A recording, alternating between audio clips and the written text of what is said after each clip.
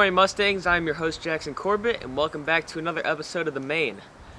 Before we start, last month we received some feedback on our reporting of the Capitol insurrection, that our segment was one-sided and did not properly present all points of view. While we respectfully disagree, The Main has taken those comments into account, and we will continue to strive to present unbiased reporting. Now back to the show. We'll be discussing this month's tech news, Valentine's Day, and Black History Month. But to kick it off, let's take a look at how other countries have been dealing with COVID. Jalen King has more. It has been quite obvious that the COVID pandemic has created a huge effect within everybody's lives within the United States. But we also have to acknowledge that the COVID pandemic has also affected multiple lives worldwide, not just in this country. I got to talk to a past foreign exchange student who got to spend their junior year here at Mattia Valley. But unfortunately, it was cut short due to the shock of the pandemic.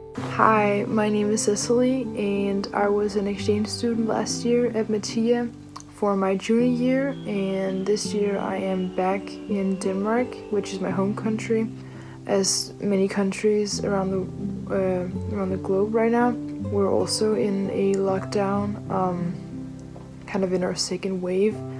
It is the second time that the Danish government has decided to put the country in a lockdown. That they've closed all shops and restaurants, cafes, bars, clubs, schools, and sent a lot of workers home who are able to work from home. I would definitely say that COVID has greatly affected my country and my generation because we've been sent home from school, and when we could go to school we had to wear masks and we had to have separate lunch breaks, which is very unusual. One of her friends has also been affected by this pandemic as well.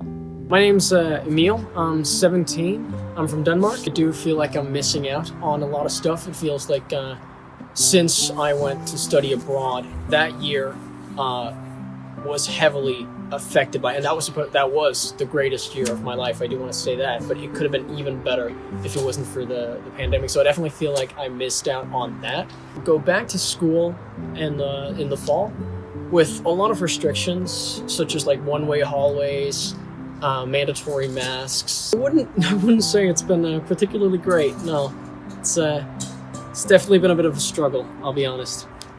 I kind of have a hate and love relationship with online school because in some ways I feel like it actually benefits me because it forces me to stay motivated for school and to stay interested. But I would also say that it's really tough having some classes online because it's really not every subject that's meant to be taught online and through a computer. But yeah, I do not like COVID just as anyone else. But I think you just need to keep your head up high and go for a lot of walks and go for a social distance walk with your friend, and then just try to see the positive in it.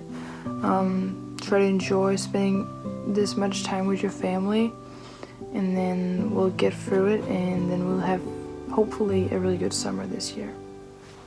Fingers crossed. For The Main, this is Jalen King. Along with all the chaos that COVID started, a new form of chaos arose: stock prices. Josh Munson has more on the GameStop stock price explosion.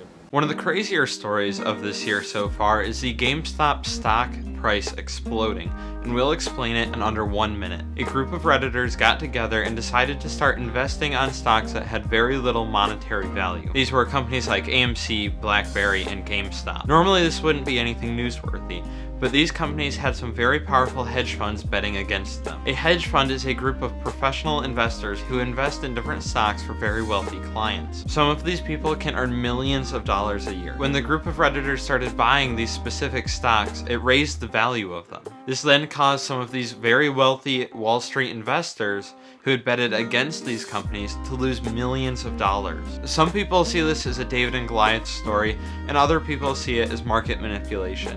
But it does show the major class divisions within our country. For The Main, I'm Josh Munson. February is here, and with it, Black History Month. Let's hear from Lauren Lane to see how to honor the month. February is Black History Month, and with 2020 being the way that it was, we're constantly trying to further education of social injustice within America. While there is still more work to be done, these 3 films are a great starting point to further our education and better ourselves for the future. We now have more African Americans under criminal supervision than all the slaves back in the 1850s. First off is 13th, a documentary that explores issues of race, justice, and mass incarceration by calling upon scholars, activists, and politicians to analyze how our prison systems disproportionately affect people of color.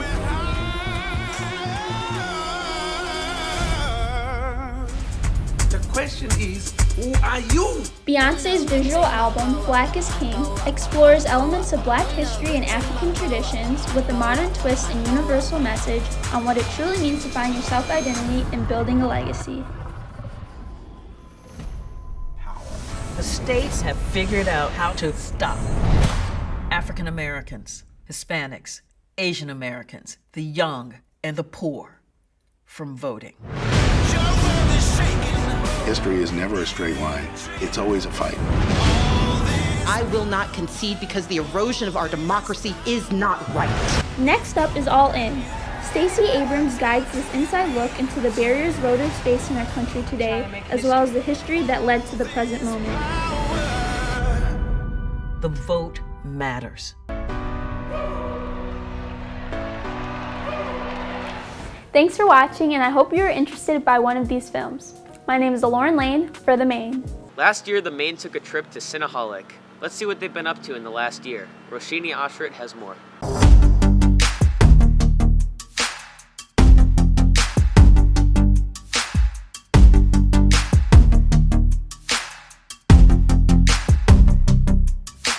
Cinnaholic is a bakery that satisfies your sweet tooth in the classiest way, by being healthy and extremely delicious. We went to Cinnaholic around this time last year for their grand opening. Let's see how they're doing now, a week after their 1-year anniversary. So for our 1-year anniversary, we offered signature rolls all day from 10 to 8 for only $3. And everything is gourmet. We use the finest ingredients. Everything is made by hand every day and have it vegan, so it's cruelty-free. It's just a bonus. Everyone deserves a treat for pushing through this year's unique finals. Let's see their recommendations for both finals and even your upcoming Valentine's Day. My favorite is the s'mores. That's got marshmallow frosting, chocolate sauce, graham cookies, and marshmallows. That one's really good. We have chocolate covered strawberries. So you can actually order chocolate covered strawberries, dozen or half a dozen, or you can get it on your roll. And we actually have pink sprinkles if you want to do that too. Reward yourself. Go to Cineaholic, located at 41 West Jefferson Avenue, Suite 109 at Naperville downtown. For The Maine, this is Roshini Ashrit. Valentine's Day is right around the corner. Dryusha Musham shows us what her day is going to look like this year.